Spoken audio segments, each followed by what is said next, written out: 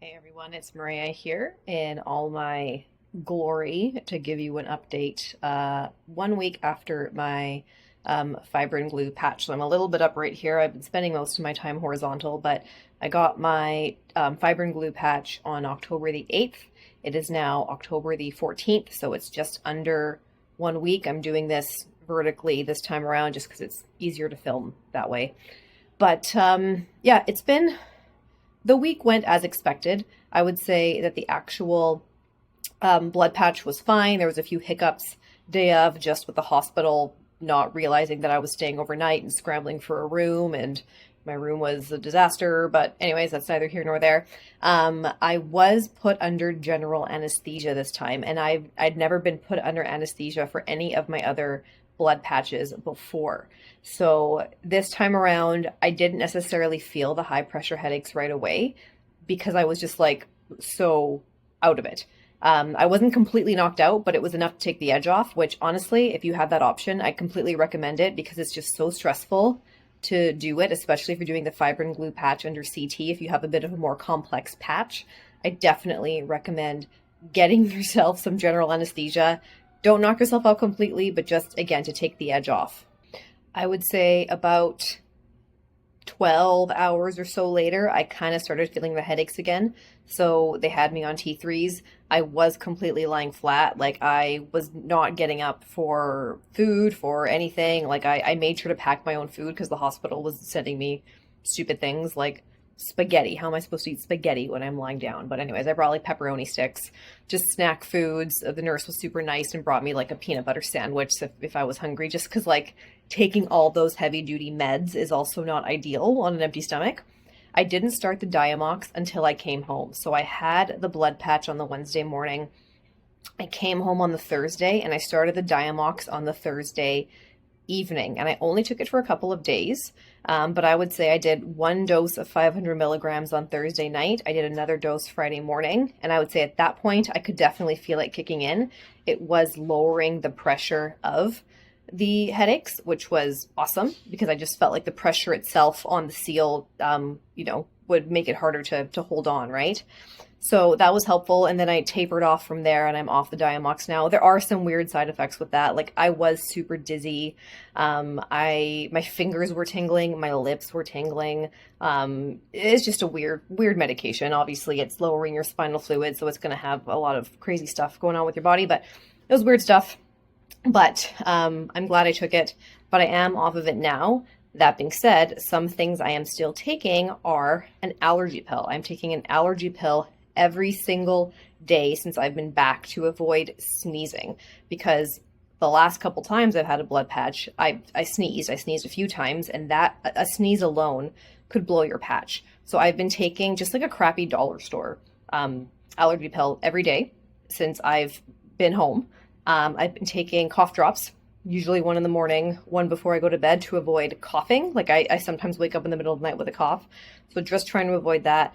Be really careful eating. You don't want to choke on anything. You don't want to eat too fast and then get the hiccups. Like all these little things you have to think of. I'm taking like a Dulcolax every single day, or not every single day, every second day to help me go to the bathroom because obviously, you can't strain it all.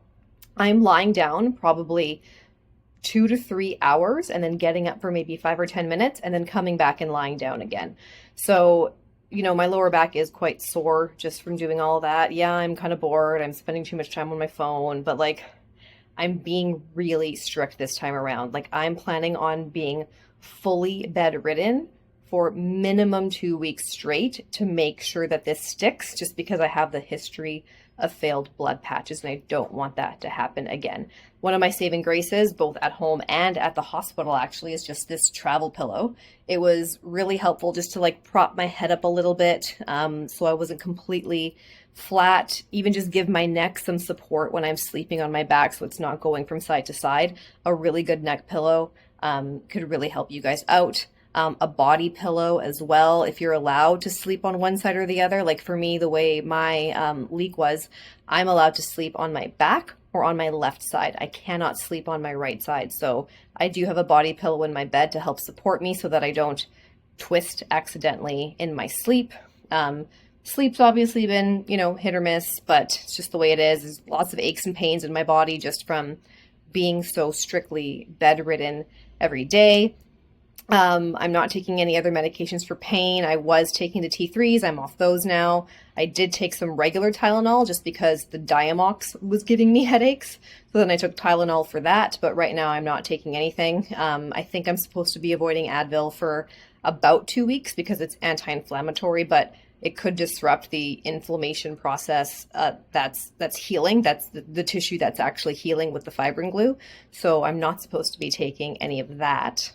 And obviously another big help is living at home with someone. My patches in 2020, I was living alone. I did have a partner, but he wasn't a live-in partner at that time. So I did have people coming and going to help me, but now I have someone who is literally my butler 24/7. God bless him. But that's really helpful. I know that that's not available to everyone. It can be difficult, but I did a lot of preparation for this, even to make things easier for him because he's still working. I did the meal prep. I stocked up the fridge. I literally did like a meal calendar just so that we knew what we were going to eat every day. We had it all planned out because he was responsible for feeding me. I couldn't take my medication unless I have food in my stomach. So we had to make sure that that was all good. Some of the other things I discussed in other videos is having a garbage claw is really helpful. If you drop something, you obviously don't want to bend over and pick it up. So having the garbage claw to bend over to grab things that you might drop or grab things that are out of reach has been helpful. I have, my big water bottle that I carry around. I've been drinking tons and tons of water every day just to support my body. Now that I'm not taking the pills, I'm also back on certain supplements like NMN, which is supposed to help produce NAD in your body, which is supposed to help bring energy to your cells, and that includes, your connective tissues. And it could supposedly help with wound healing. Same with liposomal vitamin C, magnesium, zinc. So I'm kind of trying to stay on top of all those things, the vitamin D, that sort of stuff, just to, again, support my body because it has gone through something super stressful and it is healing, and that can take a toll on your body. I've been taking a bit of collagen every day, L-arginine. What else have I been taking? Just protein, trying to stay on top of protein and eat as healthy as I can, but also not overeat because I'm literally not moving and not exercising at all. But yeah, at this point, the high pressure headaches have tapered off. I'm kind of getting into that like in between time where what I've experienced with all my other patches is like, did it work? Did it not work? It's kind of hard to tell because you're laying down all the time, and when you don't have the high pressure headaches anymore, you can't really tell as much if you have the leak because I'm not allowed to move. And so I'm restricted in doing those movements that would tell me if I had a leak or not. So at this point, I'm just strictly going through the motions, doing my part. I will remain as still as I possibly can till the 2-week mark, and then probably more so after that. Like I will continue until the 3-week mark.